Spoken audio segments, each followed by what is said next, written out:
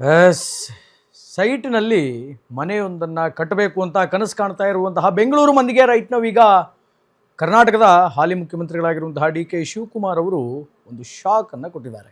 ಅದೇನು ಅಂತಂದರೆ, ನಿಮ್ಮ ಸೈಟಿನಲ್ಲಿ ನೀವು 5 ವರ್ಷದ ಒಳಗಡೆ ಮನೆಯನ್ನು ಕಟ್ಟಬೇಕು. ಒಂದು ವೇಳೆ 5 ವರ್ಷದ ಒಳಗಡೆ ಮನೆಯನ್ನು ಕಟ್ಟಲಿಲ್ಲ ಅಂತಂದರೆ ಆ ಸೈಟನ್ನು ಮತ್ತೆ ಸರ್ಕಾರ ವಾಪಸ್ ತೆಗೆದುಕೊಳ್ಳುತ್ತೆ ಅನ್ನುವಂಥ ಒಂದು ಶಾಕಿಂಗ್ ಸಂದೇಶವನ್ನು ಡಿ ಕೆ ಶಿವಕುಮಾರ್ ರಾಜ್ಯದ ಜನರಿಗೆ ಮತ್ತು ಬೆಂಗಳೂರಿನ ಜನರಿಗೆ ಹೊರಡಿಸಿದ್ದಾರೆ. ಇದೇ ಈ ಹೊತ್ತಿನ ವಿಶೇಷ. ನಿಮ್ಮ ಸೈಟ್ ನಿಮ್ಮದಲ್ಲ. ಎಸ್, ಇದು ಇವತ್ತಿನ ವಿಶೇಷ. ನಿಮ್ಮ ಸೈಟ್ ನಿಮ್ಮದಲ್ಲ, ಇದೇ ಇವತ್ತಿನ ವಿಶೇಷ. ನಾನು ಶ್ರೀನಿವಾಸ್ ವೈದ್ಯ.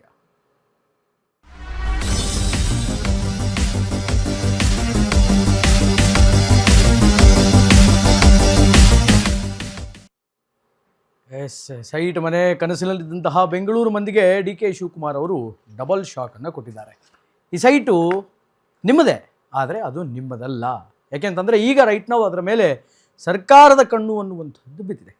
ಇದರ ಕುರಿತು ಬಹಳ ವಿಸ್ತಾರವಾಗಿ ಚರ್ಚೆ ಮಾಡೋದಕ್ಕೆ, ಮಾತಾಡೋದಕ್ಕೆ ಅತಿಥಿಗಳು ನನ್ನ ಜೊತೆಗಿದ್ದಾರೆ. ಒಬ್ಬರು ಸಾಮಾಜಿಕ ಹೋರಾಟಗಾರರಾಗಿರುವಂತಹ ನವೀನ್ ಅಯ್ಯರ್ ಅವರು ನನ್ನ ಜೊತೆಗಿದ್ದಾರೆ. ನವೀನ್ ಅಯ್ಯರ್ ಅವ್ರನ್ನ ಕಾರ್ಯಕ್ರಮಕ್ಕೆ ಸ್ವಾಗತ ಮಾಡ್ತೀನಿ.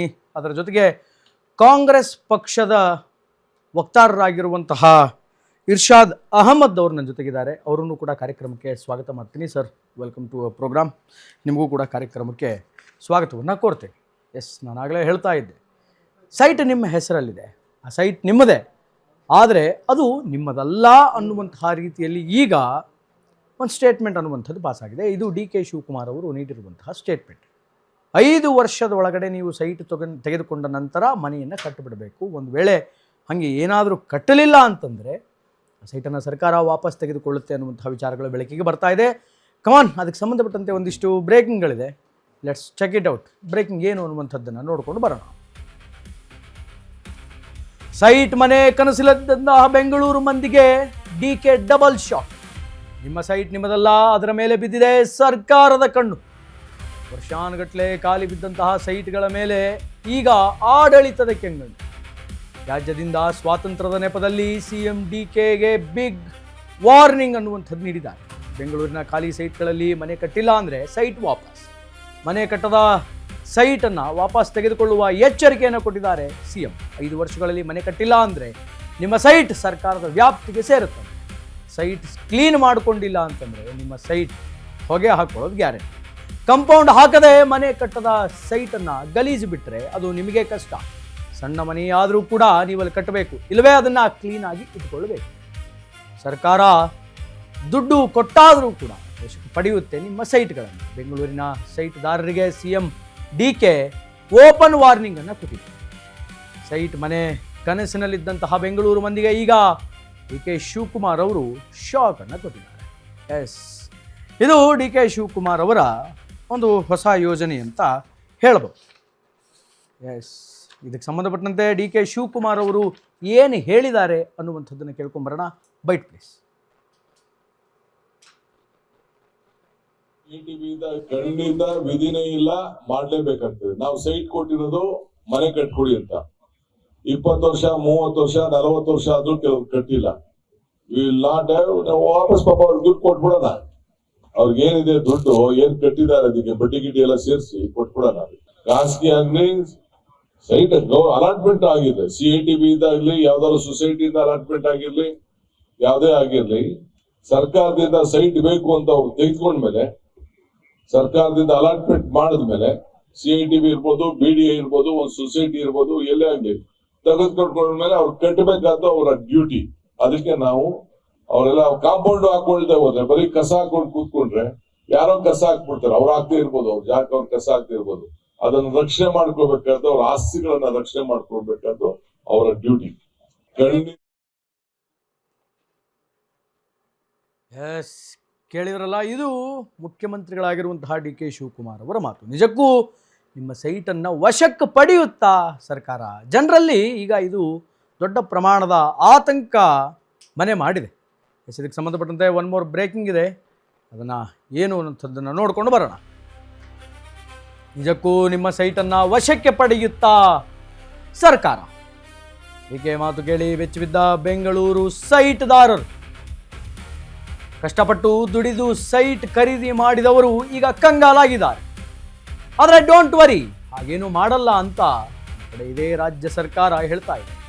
ಕ್ಲೀನ್ ಬೆಂಗಳೂರು ಶಪಥ ಮಾಡಿದಂತಹ ಸಿಎಂ DK ಸರ್ಕಾರ ತ್ಯಾಜ್ಯದಿಂದ ಸ್ವಾತಂತ್ರ್ಯ ಹೆಸರಲ್ಲಿ ಬೆಂಗಳೂರಲ್ಲಿ ಈ ಅಭಿಯಾನ ಆಗ್ತಾ ಇದೆ. ತ್ಯಾಜ್ಯದಿಂದ ಸ್ವಾತಂತ್ರ್ಯದ ಭಾಗವಾಗಿ ಸಿಎಂ DK ಶಿವಕುಮಾರ್ ಅವರು ಈ ಮಾತನ್ನು ಆಡಿದ್ದಾರೆ. ಸೈಟ್ ಗಲೀಜಾಗಿ ಇದ್ದರೆ ವಶಕ್ಕೆ ಅಂತ DK ಶಿವಕುಮಾರ್ ಎಚ್ಚರಿಕೆಯನ್ನು ಕೊಟ್ಟಿದ್ದಾರೆ. ನಿಮ್ಮ ಸೈಟ್ ಅಚ್ಚುಕಟ್ಟಾಗಿ ಇಟ್ಕೊಳ್ಬೇಕು ಅನ್ನುವಂಥ ಉದ್ದೇಶದಿಂದ ಈ ಮಾತನ್ನು ಹೇಳಿದ್ದಾರೆ ಅಂತ DK ಶಿವಕುಮಾರ್. ಸಿಎಂ DK ಮಾತಿನ ಉದ್ದೇಶ ಅದು ಬೇರೆಯೇ ಆಗಿದೆ. ಇದು ಬೇರೆಯದ ರೀತಿಯಲ್ಲಿ ಟರ್ನ್ ಪಡೆದುಕೊಳ್ಳುವುದು ಸಿಕ್ಕಾಪಟ್ಟೆ ಕಷ್ಟ ಅಂತ ಈಗ ಹೇಳ್ತಾ ಇದ್ದಾರೆ.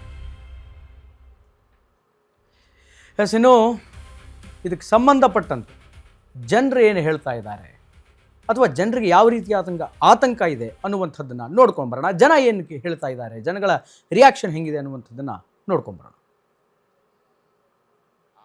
DK ಶಿವಕುಮಾರ್ ನಮ್ಮ ಸೈಟ್ ಯಾಕೆ ತೆಗೆದುಕೊಳ್ತಾರೆ? DK ಶಿವಕುಮಾರ್ಗೆ ಚೊಪ್ಲೆ ತಗೊಂಡು ಹೊಡಿರಿ. ಯಾಕೆ ಗೊತ್ತಾ?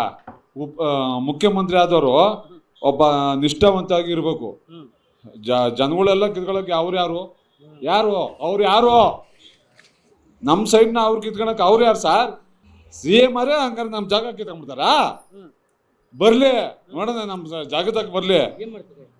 ಸಿದ್ದರಾಮಯ್ಯ ಯಾವತ್ತು ತಿಳಿಸಿದ್ರು 136 ಸೀಟ್ ಅವನ ಕಡೆಗೂ ಇಲ್ಲ. ಸುಮ್ಮನೆ ರಾಜೀವ್ ಗಾಂಧಿ ರಾಹುಲ್ ಗಾಂಧಿ ತಗ ಹೋಗ್ಬಿಟ್ಟು ಮುಖ್ಯಮಂತ್ರಿ ಸ್ಥಾನಕ್ಕೆ ಕಿತ್ಕೊಂಡವ್ರು ಅಷ್ಟೇ ಬಿಟ್ರೆ ಬೇರೆ ಯಾವ್ದಿಲ್ಲ. ಅದೇ DK ಹರಿಪ್ರಸಾದ್ ಮುಖ್ಯಮಂತ್ರಿ ಅಲ್ಲಿ ಆಡಳಿತ ಹೆಂಗ್ ನಡೆಸ್ತಾರೆ ಕಾಂಗ್ರೆಸ್. ಅದು ತಪ್ಪು. ಎಲ್ಲರೂ ದುಡ್ಡು ಇಟ್ಕೊಂಡಿರೋದಿಲ್ಲ ಮನೆ ಕಟ್ಟಕ್ಕೆ, ಅದು ಟೈಮ್ ಕೊಡ್ಬೇಕು ಅವ್ರಿಗೆ. ಆ ಥರ ರೂಲ್ಸ್ ಮಾಡಿದ್ರೆ ಸರಿ ಇಲ್ಲ. ಅದು 5 ವರ್ಷ ಆಗಲಿ 10 ವರ್ಷ ಅವರು ದುಡ್ದು ಯಾವಾಗ ಇದು ಮಾಡ್ತಾರೋ ಆವಾಗಲೇ ಕಟ್ಕೊಬೋದು ಮನೆ. ಆ ಥರ ರೂಲ್ಸು ಸರಿ ಇಲ್ಲ, ತಪ್ಪು. ಸರಿ ಇಲ್ಲ. ಈಗ ಅವ್ರ ಸೈಟ್ ಇದ್ರೂ ಕೊಡ್ಬೇಕಲ್ವಾ? ಅವ್ರ ಸೈಟ್ ಇತ್ತು, ಅವ್ರ ಆಸ್ತಿ ಇದ್ರೆ ತಪ್ಪದು. ಇದು ಮಾಡೋದಲ್ಲ, ನಿರ್ಧಾರ ವಾಪಸ್ ತಗೋಬೇಕಷ್ಟೇ. ಆಗಲ್ಲ. ದುಡ್ಡು ಎಲ್ಲಿದೆ ಸರ್? ನಾವೆಲ್ಲ ಸ್ಯಾಲ್ರಿಡ್ ಪರ್ಸನ್ ಆಯಿತು, ಗಾರೆ ಕೆಲಸ ಮಾಡೋರು ಅಥವಾ ಬಿಸ್ನೆಸ್ ಮ್ಯಾನ್ಸ್ ಎಲ್ಲ ಅವ್ರವ್ರದ್ದಾದಂಥ ಒಂದು ಸ್ಟ್ರಾಟಜಿ ಇರುತ್ತೆ.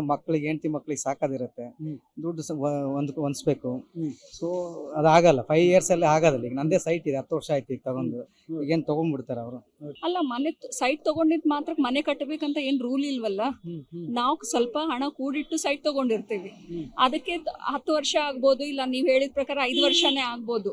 ಅದು ನಾವ್ ಎಷ್ಟು ಸೇವಿಂಗ್ಸ್ ಮಾಡಿ ತಗೊಂಡಿರ್ತೀವಿ. ಮತ್ತೆ ಮನೆ ಕಟ್ಟಬೇಕಂದ್ರೆ ಎಲ್ಲರಿಗೂ ಒಂದು ಡ್ರೀಮ್ ಹೌಸ್ ಇರುತ್ತಲ್ವಾ? ಆ ಡ್ರೀಮ್ ಹೌಸ್ ನ ಹೆಂಗ್ ಕಟ್ಟಬೇಕು ಅಂದ್ರೆ ಒಂದೇ ಸರಿನೇ ಕಟ್ಟಕ್ಕಾಗತ್ತೆ. ಅದೇನ್ ಬೆಂಕಿಪಟ್ನ ಅಲ್ಲ, ಎಡವಿ ಮಡವಿ ಕಟ್ಟೋದಕ್ಕೆ ಅಲ್ವಾ? ಸೊ ಕಟ್ಟಬೇಕಂದ್ರೆ ಇನ್ನ 5 ವರ್ಷ ಲೇಟ್ ಆಗ್ಲಿ, ಬಟ್ ಚೆನ್ನಾಗ್ ಕಟ್ಟಬೇಕು ಅಂತ ಒಂದು ಡ್ರೀಮ್ ಇರುತ್ತಲ್ವಾ? ಅರ್ಜೆಂಟ್ ಇಲ್ಲ ಸರ್. ಅದ್ ಹೆಂಗ್ ಒಪ್ಕೊಳಕಾಗುತ್ತೆ? ನಾವು ಕಷ್ಟ ಬಿದ್ದು ಸಂಪಾದನೆ ಮಾಡಿದೀವಿ, ನಾವ್ ಯಾವಾಗ ಬೇಕೋ ನಾವು ಕಟ್ಕೋತೀವಿ. ಈಗ ಸರ್ಕಾರ ಹೇಳ್ಬಿಡ್ತು ಅಂತ ನಾವು ಕಟ್ಕೊಂಡ್ಬಿಡಕ್ಕಾಗತ್ತಾ? ಈಗ ಸರ್ಕಾರ ಹೇಳ್ಬಿಡುತ್ತೆ ಅನ್ಬಿಟ್ಟು ದುಡ್ಡು ಕೊಟ್ಬಿಡ್ತಾರ ನಮ್ಮ ಮನೆಗ್ ಬಂದು? ಅವ್ರು ಹೇಳ್ತಾನೆ ಇದಾರೆ, ಅವ್ರಿಗೆ ಹೆಂಗ್ ಬೇಕೋ ಆ ತರ ಮಾಡ್ಕೊಂಡು ಬರ್ತಾನೆ ಇದಾರೆ.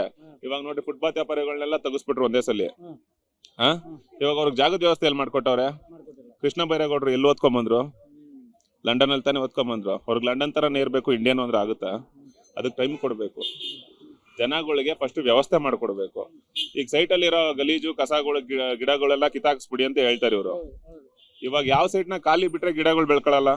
ಮನೆ ಕಟ್ಸ್ಕೊಳ್ಳಿ ಅಂದ್ರೆ ದುಡ್ಡಿರ್ಬೇಕಲ್ಲ. ಕಷ್ಟ ಬಿದ್ದು ಅಲ್ಲೋ ಇಲ್ಲ ಸಾಲ ಮಾಡ್ಕೊಂಡೇನೋ ಅರ್ಧ ಸೈಟೋ 1/4 ಸೈಟೋ ತಗೊಂಡಿರ್ತೀವಿ ನಾವು.